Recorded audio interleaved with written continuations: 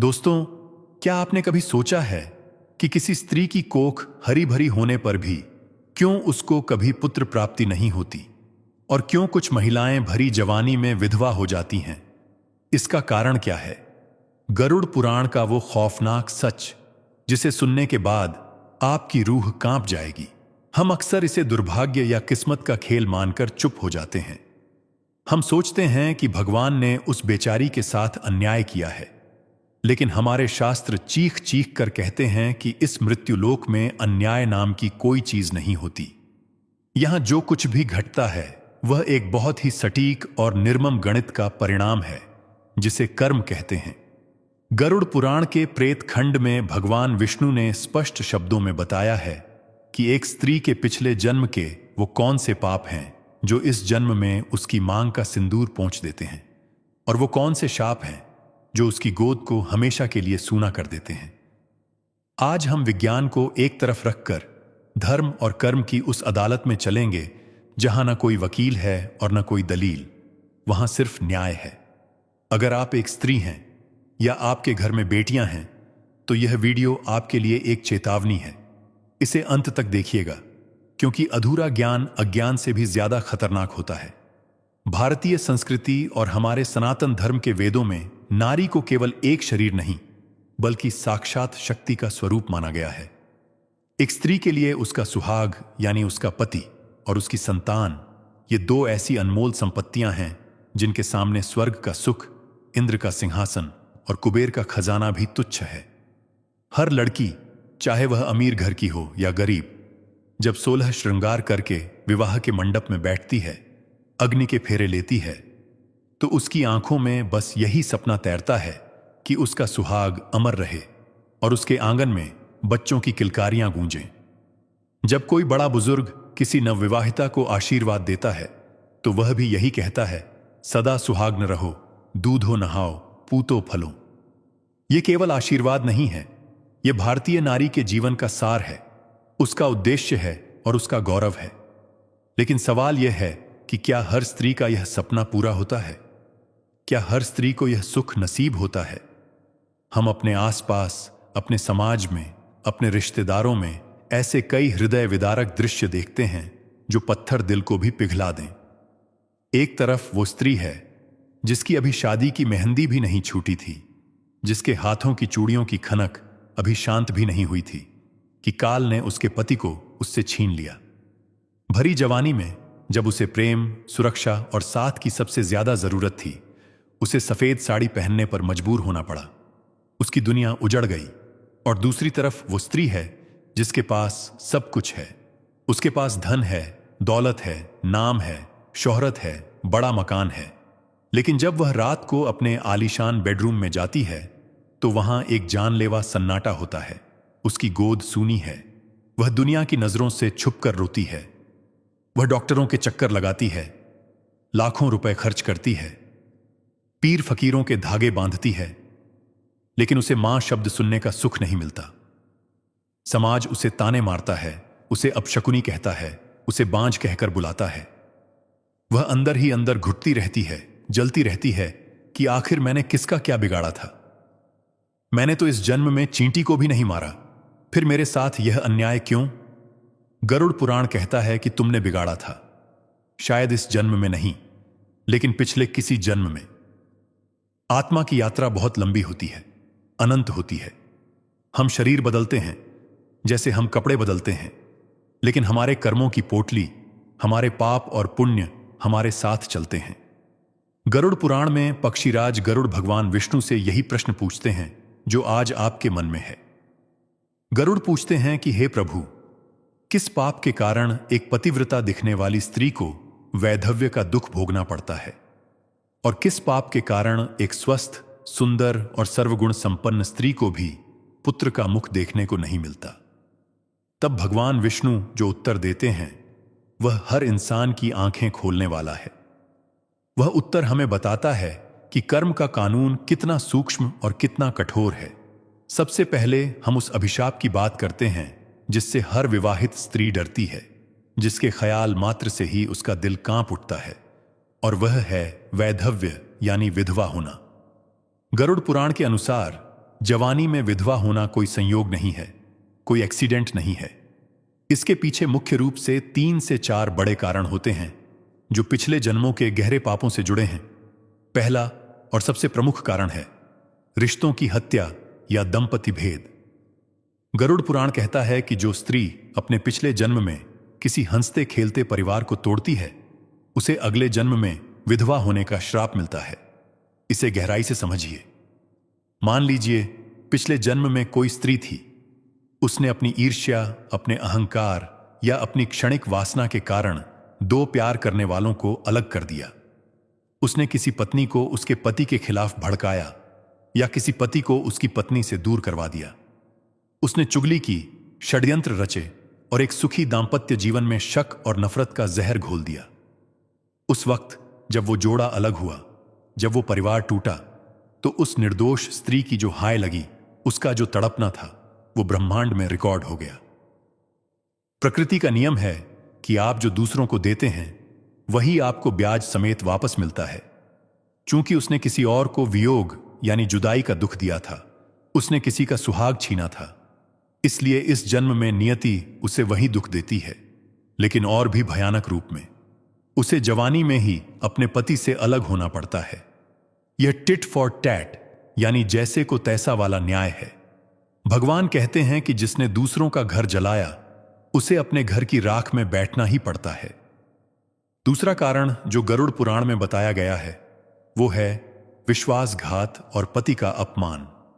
यदि किसी स्त्री ने पिछले जन्म में अपने पति के साथ घोर विश्वासघात किया हो, पति के जीवित रहते हुए किसी पर पुरुष के साथ संबंध बनाए हों, अपने पति को धोखा दिया हो और समाज में अपने पति की प्रतिष्ठा को मिट्टी में मिलाया हो, तो ऐसी स्त्री को अगले जन्म में पति का सुख नहीं मिलता।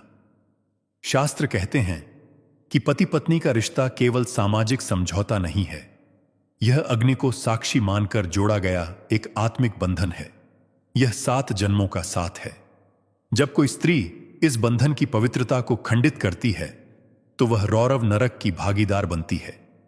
वहां उसे लोहे के तपते हुए खंभों से आलिंगन कराया जाता है।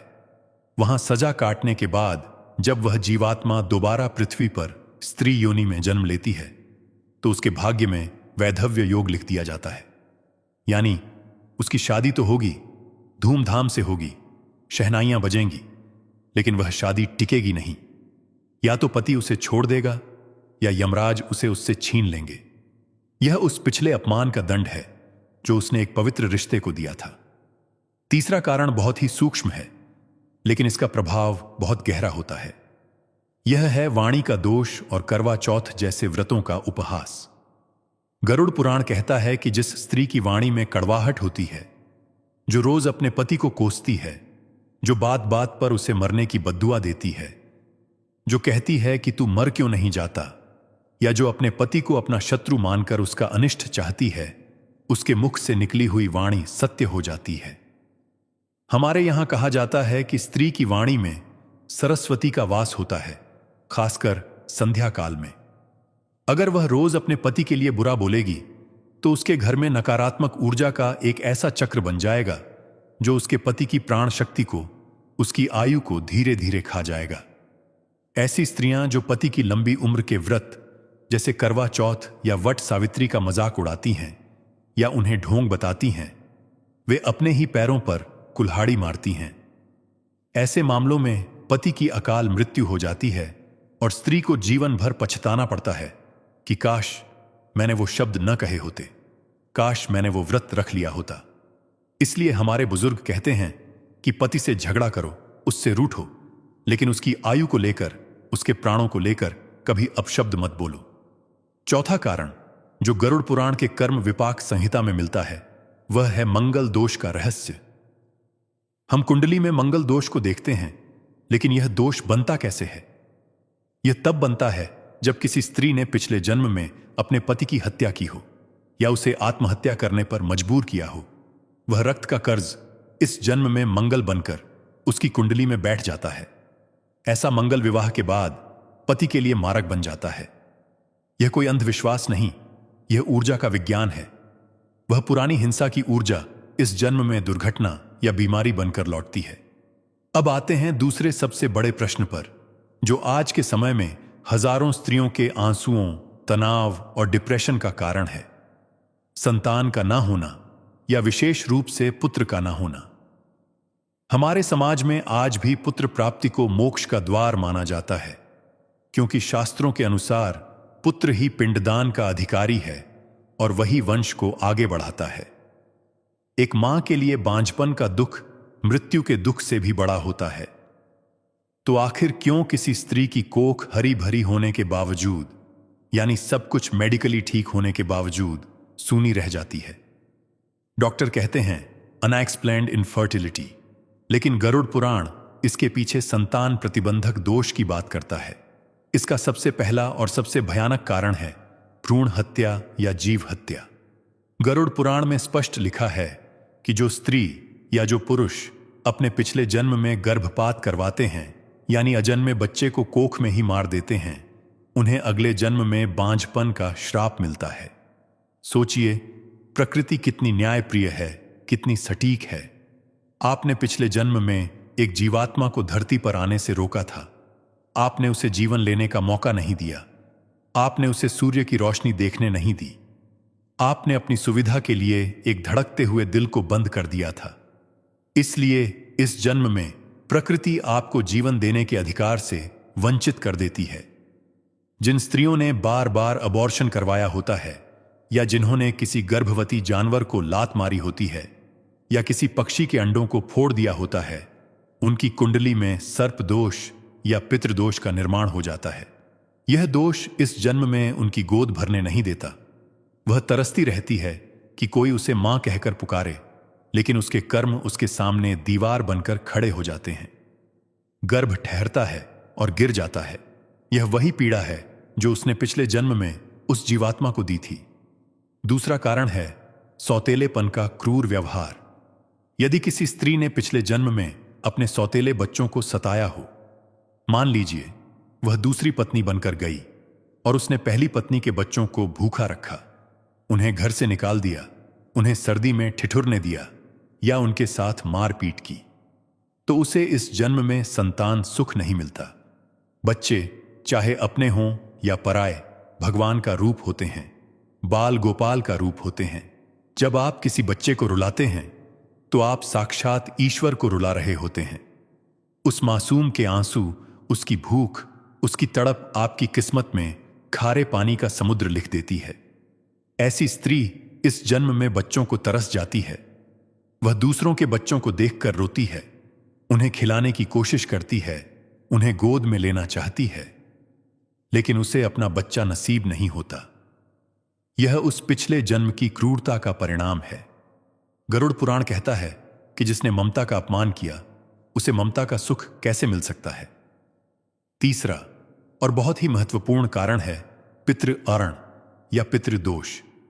कभी कभी स्त्री की अपनी कोई गलती नहीं होती, उसके अपने कर्म ठीक होते हैं, लेकिन जिस कुल में वह ब्याह कर आई है, उस कुल के पितर नाराज होते हैं। गरुड़ पुराण कहता है कि पितर ही वंश को आगे बढ़ाते हैं। वे ही वो जड़ें हैं जिनसे परिवार रूपी वृक्ष फल फूल रहा है।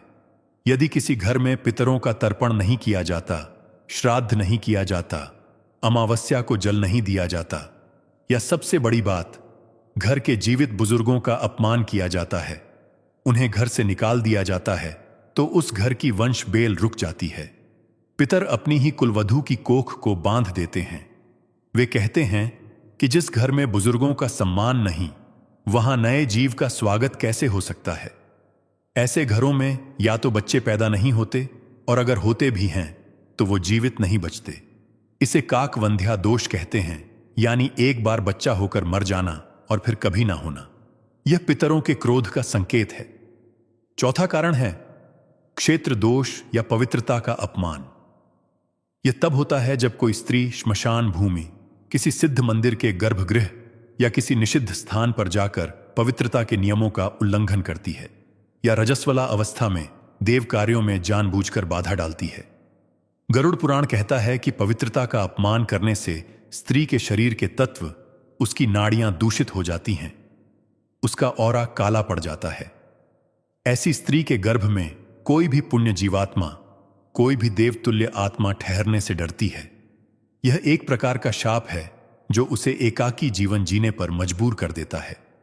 एक और कारण है जिसे सर्प शाप कहा जाता है। गरुड़ पुराण के अनुसार यदि पिछले जन्म में किसी स्त्री ने सांपों के जोड़े को मारा हो या सांप की बांबी को तोड़ा हो तो उसे इस जन्म में संतान नहीं होती। सांप को क्षेत्रपाल माना जाता है, वह वंश का रक्षक होता है। उसकी हत्या वंश को रोक देती है।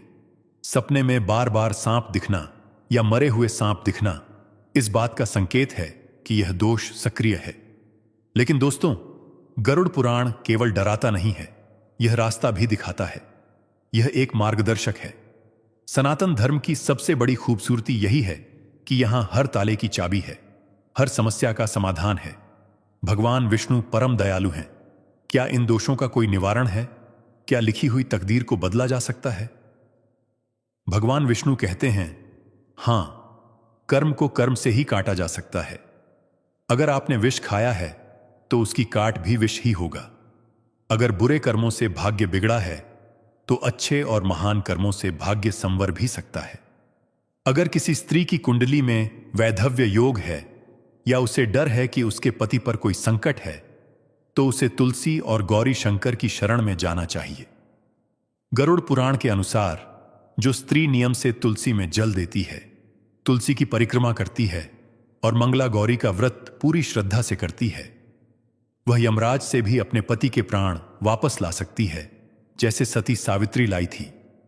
सावित्री की कथा केवल एक कहानी नहीं है, यह एक विधि है, एक विज्ञान है। स्त्री के तप में, उसके सतीत्व में इतनी शक्ति होती है कि वह पति की मृत्यु की रेखा को मिटा सकती है, उसे बदल सकती है। इसके अलावा महामृत्युंजय मंत्र का जाप एक ऐसा सुरक्षा कवच है जिसे कोई अकाल मृत्यु नहीं भेद सकती। यदि स्त्री अपने पति के नाम से गुप्त दान करे, विशेषकर सुहाग की सामग्री जैसे सिंदूर, बिंदी, चूड़ियां, लाल साड़ी किसी गरीब सुहागन ब्राह्मणी को दान करे तो उसका सुहाग सुरक्षित रहता है।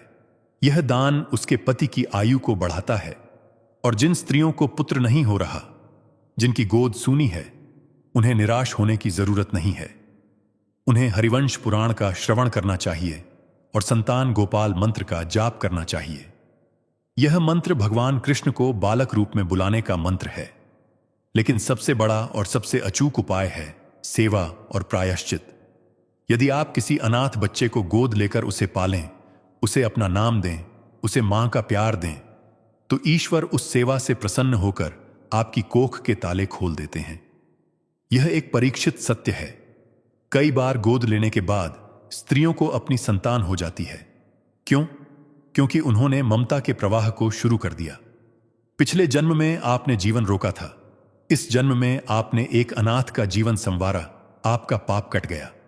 जानवरों की सेवा, विशेषकर गाय की सेवा, बांझपन के दोष को जड़ से मिटा देती है। गाय के अंदर 33 कोटि देवी देवताओं का वास होता है। जब एक बांझ स्त्री गाय के बछड़े को अपने हाथों से रोटी खिलाती है, उसे सहलाती है, तो उस बछड़े के मुंह से निकला हुआ झाग और उसका मूक आशीर्वाद स्त्री के सारे दोषों को छांट जाता है। गाय की सेवा से पितर भी तृप्त होते हैं और वंश चलने लगता है। एक और गुप्त उपाय जो गरुड़ पुराण के आचार कांड में मिलता है, वह है पीपल की परिक्रमा। शनिवार के दिन जो स्त्री पीपल के वृक्ष में जल चढ़ाकर, दिया जलाकर 7 परिक्रमा करती है और अपने पितरों से, अपने पूर्वजों से क्षमा मांगती है, उसके पितृदोष कट जाते हैं। पीपल को भगवान विष्णु का साक्षात रूप माना गया है। उसकी छाया में किया गया पापों का प्रायश्चित कभी खाली नहीं जाता। कई स्त्रियां जो चिकित्सा विज्ञान से, डॉक्टरों से, आईवीएफ से निराश हो चुकी थीं, उन्होंने केवल विश्वास और भक्ति के बल पर इस उपाय से संतान सुख प्राप्त किया है। हमें यह समझना होगा कि हमारा जीवन केवल इस जन्म की कहानी नहीं है। यह एक निरंतर चलने वाली फिल्म है। आज हमें जो सुख या दुख मिल रहा है, वह पिछले किसी सीन का परिणाम है। अगर कोई स्त्री आज दुखी है, तो उसे अपने भाग्य को कोसने के बजाय, दूसरों को दोष देने के बजाय अपने कर्मों को सुधारने पर ध्यान देना चाहिए। ईश्वर दयालु हैं। अगर हम सच्चे दिल से पश्चाताप करें, अगर हमारी आंखों से प्रायश्चित के 2 आंसू भी गिर जाएं, तो वह बड़े से बड़े पाप को भी माफ कर देते हैं। आंसू पापों को धोने का सबसे पवित्र जल है। समाज को भी अपना नजरिया बदलना होगा। किसी विधवा या निसंतान स्त्री को कुलछिनी, बांझ या अपशकुनी कहकर अपमानित करना भी एक महापाप है। गरुड़ पुराण कहता है कि जो व्यक्ति किसी दुखी स्त्री के जले पर नमक छिड़कता है, जो उसकी मजबूरी का मजाक उड़ाता है, उसे अगले जन्म में वही दुख, वही अकेलापन भोगना पड़ता है। हमें सहानुभूति रखनी चाहिए, न कि घृणा, क्योंकि हम नहीं जानते कि कल हमारे कर्म हमारे सामने क्या लेकर आएंगे। आज हम हंस रहे हैं, कल हम रो भी सकते हैं। पहिया घूमता रहता है। दोस्तों, स्त्री शक्ति का स्वरूप है, वह जननी है। उसका भाग्य उसके परिवार का भाग्य होता है। अगर घर की स्त्री दुखी है तो वह घर कभी सुखी नहीं हो सकता। गरुड़ पुराण का यह ज्ञान हमें यह सिखाता है कि हम अपने कर्मों के प्रति सचेत रहें। हम जाने अनजाने में किसी का दिल न दुखाएं, किसी के रिश्ते को न तोड़ें, किसी की आंख में आंसू न लाएं और किसी मासूम को कष्ट न दें। क्योंकि कर्म की चक्की बहुत धीरे पीसती है, लेकिन जब पीसती है तो बहुत बारीक पीसती है। वहां कोई सुनवाई नहीं होती, वहां कोई सिफारिश नहीं चलती। आज रात जब आप सोने जाएं तो एक बार अपने दिन भर के कार्यों पर विचार जरूर करें। क्या आज आपने किसी का दिल दुखाया? क्या आज आपने किसी के रिश्ते में दरार डाली?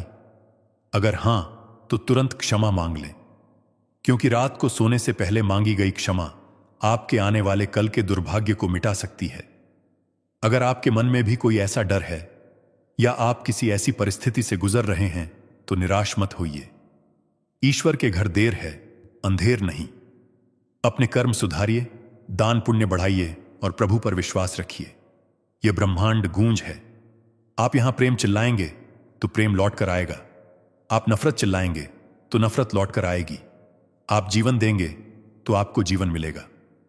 अगर आज का यह वीडियो आपको पसंद आया हो, अगर आपको लगा हो कि आपको एक नई और गहरी जानकारी मिली है, तो इसे अपने परिवार की महिलाओं के साथ, अपनी सखियों के साथ, अपनी बहनों के साथ शेयर जरूर करें।